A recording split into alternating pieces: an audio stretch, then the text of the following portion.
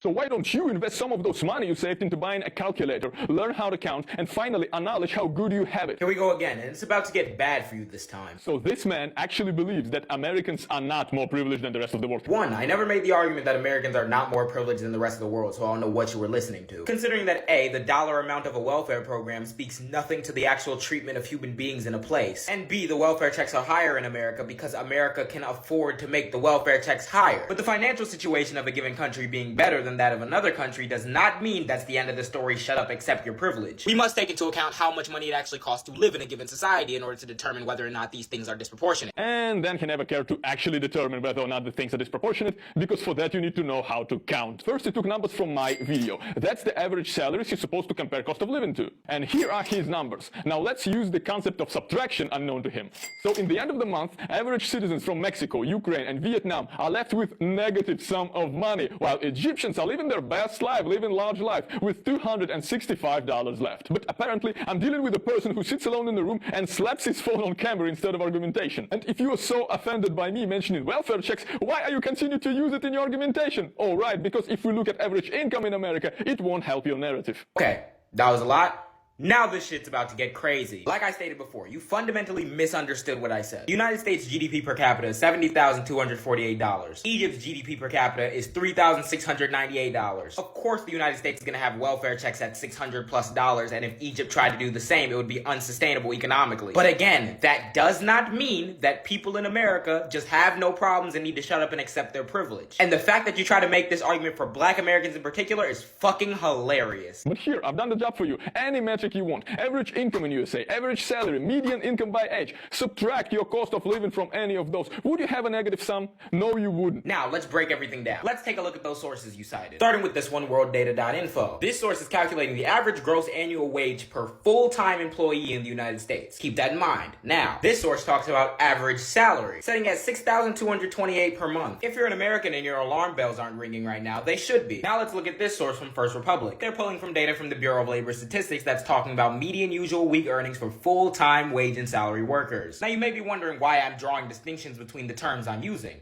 Well, sorry if that annoys you. That's because of the key distinctions between salary and income and average and median. A salary is a fixed amount that an employer has signed and agreed to pay you over the course of a year. Meaning anyone who's making a salary is working full time. And income is just the total amount of money one brings in for the year. So using salary as a measurement is only taking into account those who are working full-time jobs with an agreed to salary. Which means that all those numbers are taking into account roughly 2/3 of our workforce. The remaining third, or 20 to 30 million Americans, are working part-time and still bringing in income, but they aren't accounted for in the salary measurements. Now let's talk about average versus median. I may not be able to account, but allow me to use my notoriously great American education to explain to you what the fucking average is. While the two seem similar, they're very different. Averaging in this case would be if we added up every American's income from the poorest individual to Jeff Bezos and then divided it by the amount of Americans there are and see what each person got equally, or on average. Finding the median in this case would be taking everyone's income from the poorest American to Jeff Bezos and finding what the absolute middle value is that divides them into the lower half of income and the upper half of income. Or if you need another example what I mean, read this and then look at these values down here. Because Jordan makes so much more money than everyone else, the average income is $177,000, while the median income would be $40,000. So the median number is more insulated from variables like billionaires. Because if you put me and Jeff Bezos in a room, our average income is going to be like $60 billion. I can assure you I don't have that. But what's a figure we can use that determines the absolute middle bar for everyone in the United States, regardless of whether or not you're working part-time or full-time? That would be median income. And according to the Census Bureau in 2019, that number for individuals was 31,133. Now why is that significant? Because if we take that number, we divide it by 12 to find your median monthly income. We get $2,594 as the median that working people in America are making as individuals. If we then use the concept of subtraction and take away that cost of living, we're left with $381. Maybe that's why most Americans can't afford an $1,000 emergency with their savings. So yeah, Americans are still in the green for the year.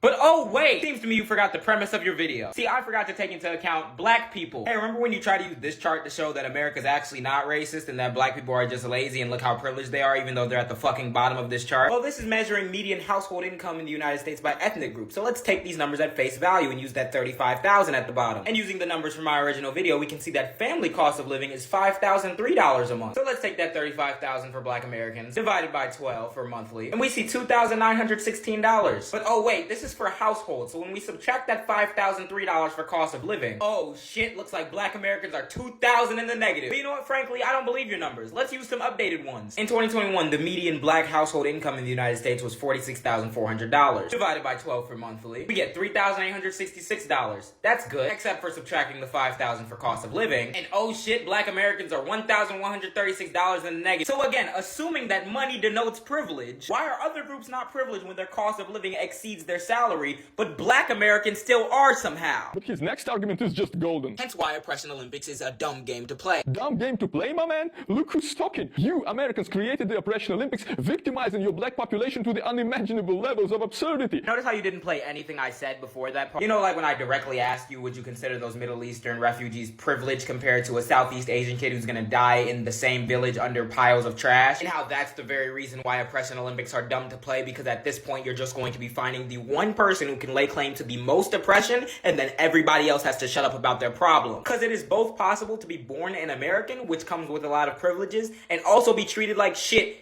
in America. Much in the same way that just because the kid in the hypothetical that I mentioned has it worse off than the Middle Eastern refugee, that doesn't mean that the Middle Eastern refugees should shut up and never complain about their treatment. That's how we got Black Cleopatra and Queen Charlotte in the first place. Black Greeks and Black Scandinavians. That's your whole game. We wouldn't care about your whole existence if you wouldn't force it on us. If you stopped culturally appropriating other countries' history. If you stopped stealing from it. Okay. So you got ass mad that they casted a biracial black woman to play a queen whose race is ambivalent, considering that race in today's society is completely different than race in Cleopatra's time, then decided that there's an epidemic of black cultural appropriation, even though we hear fucking nothing from y'all when white people do the same shit, and then work backwards from your conclusion to try to prove how privileged black people are, and that's why they feel like they're entitled to everybody's culture. Sorry, bucko, I don't give a fuck about a Netflix docudrama. I could hit you over the head for 30 years about citations over systemic racism, but you probably aren't gonna listen to them, nor do I feel like it at this point. Because have you ever stopped to consider that maybe, just maybe, the deleting or erasure or whitewashing of an entire culture in America is probably the reason why many black Americans grow up with mythologized figures of power that they like to tie themselves to? Nevertheless, no matter how much backflipping and sidestepping you do, you will never be able to disprove the fact of systemic discrimination of America, and you will never be able to disprove the fact that black Americans have been systematically cut out of receiving a lot of aspects of this American privilege that you keep going on about. So do me a favor, get out of your feelings about a damn documentary, go look up what the hell you're actually talking about, and further your understanding and education, not out of spite and political points, but out of knowledge and trying to grow,